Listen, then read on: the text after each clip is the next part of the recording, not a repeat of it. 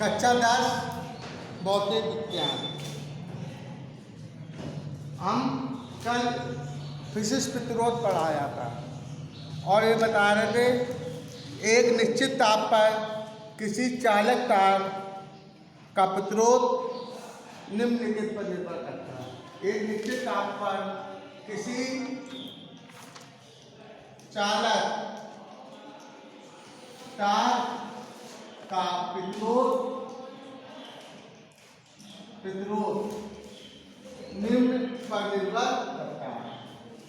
निम्न पर निर्भर करता है। नंबर 1, किसी चालक तार का प्रतिरोध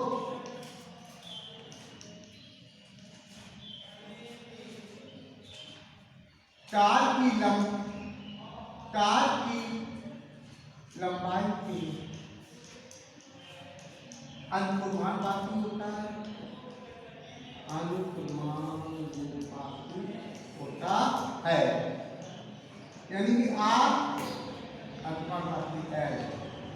यानी कि यदि चालक तार की लंबाई चालक तार की लंबाई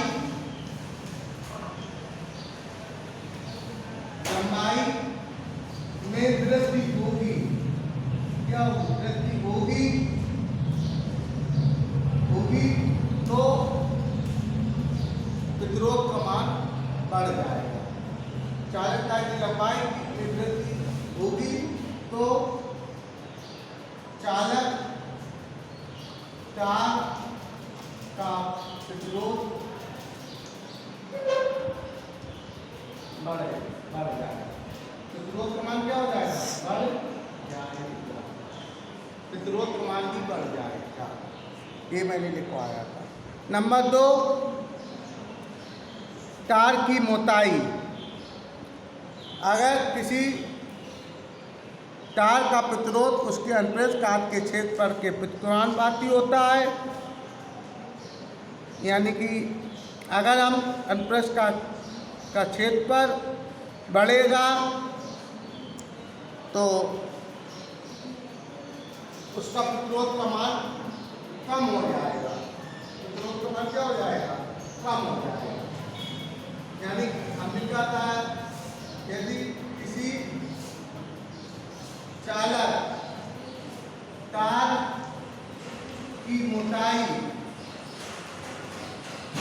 बढ़ेगी, यानी कि क्षेत्रफल में वृद्धि, क्षेत्रफल में वृद्धि होगी तो चालक तार का प्रतिरोध घट जाएगा। क्या हो जाएगा? क्योंकि प्रतिरोध जो होता है क्षेत्रफल के अनुपात, मोटाई बढ़ेगी तो यानी कि उसका क्षेत्रफल बढ़ रहा है। उसका क्या बढ़ रहा है? क्षेत्रफल बढ़ रहा है। अब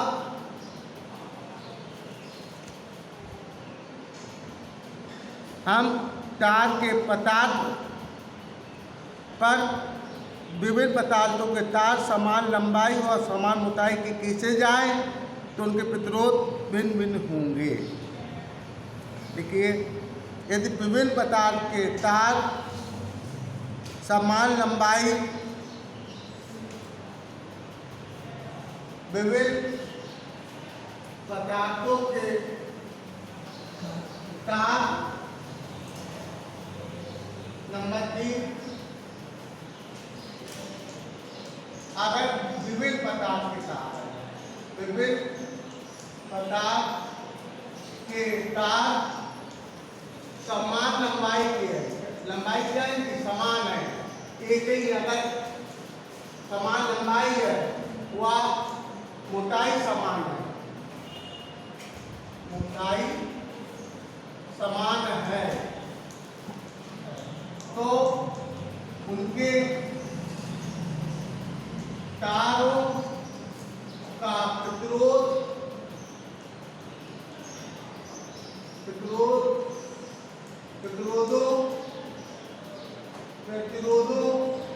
के मान भिन्न भिन्न होंगे। प्रतिरोधों के मान भिन्न भिन्न होंगे।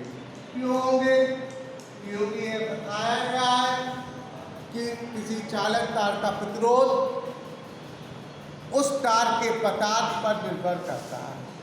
चालक तार का प्रतिरोध क्या करता है? चालक तार का प्रतिरोध उस तार के पदार्थ पर निर्भर करता है कि चालक तार किस पदार्थ का बना हुआ, किस पदार्थ का बना हुआ, उस पर निर्भर करता है। इसलिए अगर विभिन्न पदार्थ के होंगे, इसलिए पहले विभिन्न पदार्थ के तार है, एक ही, अगर यहाँ पर हम कहते थे एक ही पदार्थ के तार है, क्या कहते थे? एक ही पदार्थ के समान लंबाई और समान मोटाई के तार हैं तो उनका प्रतिरोध मान समान होता है। प्रतिरोध का मान क्या होगा? उनका समान होगा। लेकिन यहाँ पर विभिन्न प्रकार के तार हैं और चालक तार का प्रतिरोध का मान जो होता है, प्रतिरोध जो होता है तार के पदार्थ पर निर्भर करता है, किस पदार्थ का तार बना हुआ। ये बात मैं बताना चाहता हूँ। अगला, तार के ताप बढ़ने पर प्रतिरोध बढ़ जाता है। अगर किसी तार का ताप बढ़ाया जाए,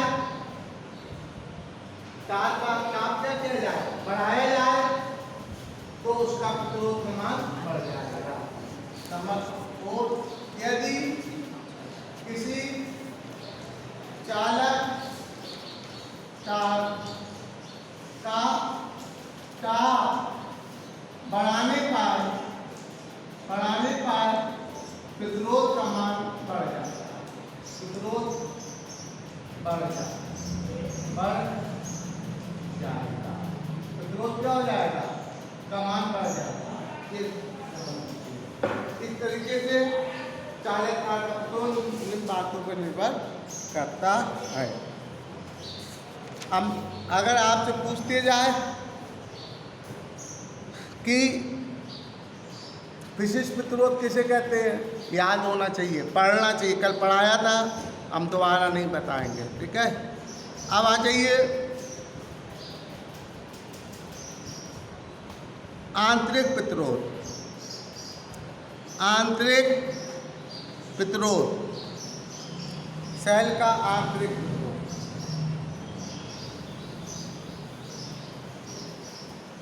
सेल का आंतरिक प्रतिरोध।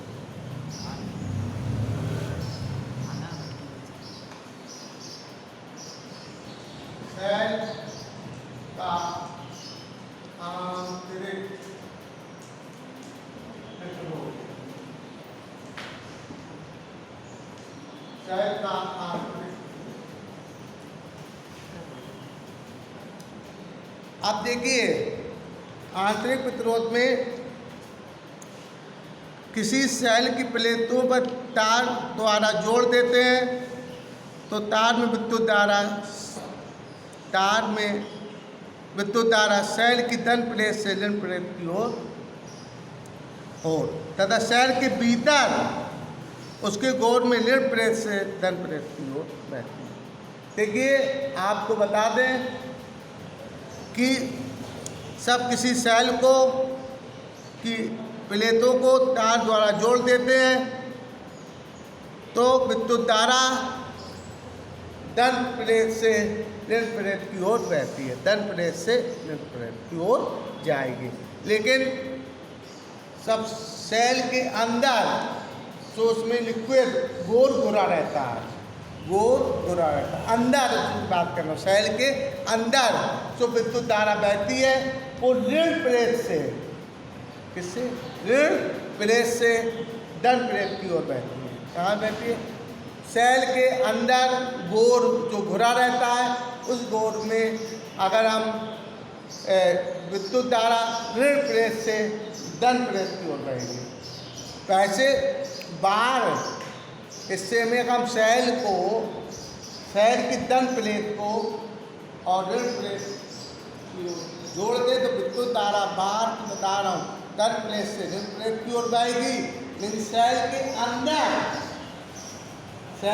अंदर जो सेल के भीतर यानी कहाँ घोर घुरा रहता है। क्या घुरा रहता है? घोर मतलब लिक्विड के घुरा रहता है, वो घोर सेल के अंदर घोर घुरा रहता है, उसमें विद्युत धारा ऋण प्लेट से दंड प्लेट की ओर बहती है। और अब देखिए तो ये ऋण प्लेट से दंड प्लेट की ओर विद्युत धारा बह रही है, इसमें इसकी धारा बहने में कुछ रुकावट पैदा करता है। क्या करता है? कोई चीज रुकावट पैदा होती है। ये रुकावट कौन? इस जो रुकावट पैदा हो रही है यही आंतरिक प्रतिरोध होता है। ये क्या होता है? सेल का आंतरिक प्रतिरोध जो रुकावट पैदा करता है। कौन रुकावट पैदा करता है? आंतरिक प्रतिरोध, वही आंतरिक प्रतिरोध कहलाता है। ठीक है, ये हमने आपको बताया। तो देखिए सेल का आंतरिक प्रतिरोध लिख दिया। लिखिए, सेल का घोर भी विद्युत धारा के मार्ग में प्रतिरोध लगाता है। सेल का घोर भी विद्युत धारा के मार्ग में प्रतिरोध लगाता है। इस प्रतिरोध को सेल का आंतरिक प्रतिरोध कहते हैं। सेल का घोर भी विद्युत धारा के मार्ग में, सेल का घोर भी, सेल का घोर विद्युत धारा, सेल का घोर भी विद्युत धारा के मार्ग में प्रतिरोध लगाता है।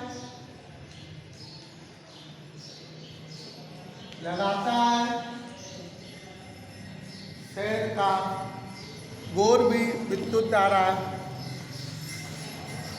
के मार्ग में प्रतिरोध लगाता है। इस प्रतिरोध को सेल का आंतरिक प्रतिरोध कहते हैं। इस प्रतिरोध को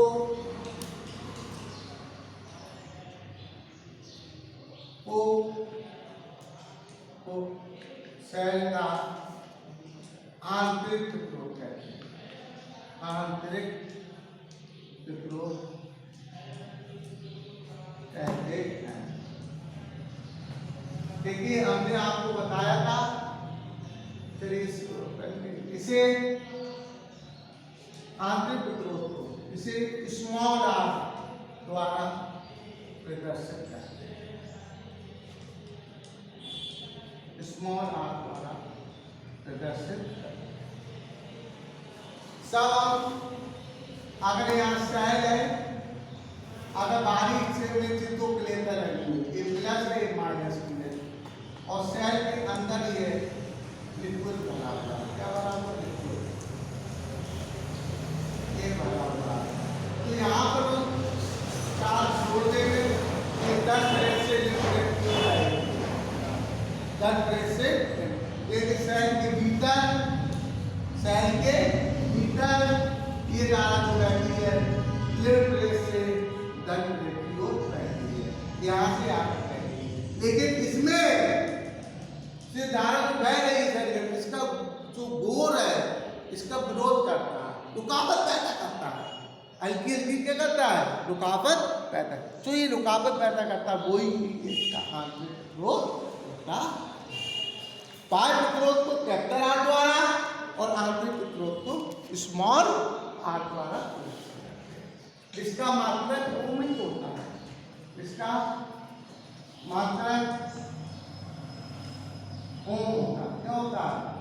ओम होता है। ये ध्यान रखिए।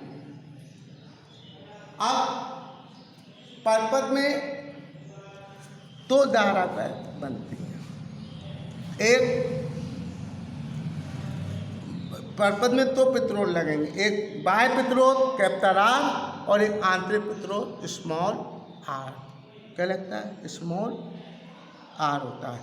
इस तरीके से परपथ में कुल प्रतिरोध की मात्रा कितनी हो जाती है? परपथ में कुल प्रतिरोध हो जाएगा आपका, क्या हो जाएगा? Capital R plus small r. क्या होता है? Capital R plus small r हो जाता है। इस तरीके से इसमें हम सीधे सूत्र बन जाए आई बराबर दादा, आई बराबर B upon R, E upon R plus r, ये हो जाता है। ठीक है, ओके करो। बड़ा हमारी मेमोरी भाई